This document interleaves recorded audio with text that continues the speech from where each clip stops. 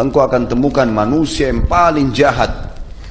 Tidak layak jadi teman, tidak layak jadi pasangan hidup, tidak layak jadi partner bisnis, tidak layak berinteraksi dengan dia. Adalah orang yang memiliki dua wajah. Dia datang kepada yang ini dengan satu wajah dan datang dengan yang lainnya dengan wajah yang lain.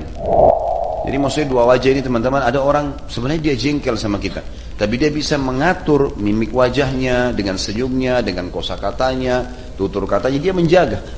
Dia menjaga, tapi di belakang habis nama kita dirusak sama orang. Ada orang begitu subhanallah, lisannya manis, tapi di belakang luar biasa. Dan untuk apa teman-teman? Ada orang subhanallah bisa merekayasa seperti keadaan ini. Seorang muslim teman-teman, apa yang terlihat di wajahnya itu yang terlihat dalam perilakunya. Semua transparan, nggak ada yang tertutup, nggak ada yang dirahasiakan. Semuanya iya. Dia bilang ayah, saya datang ya saya datang, saya nggak datang ya saya nggak datang. Clear semuanya, nggak ada yang samar-samar gitu.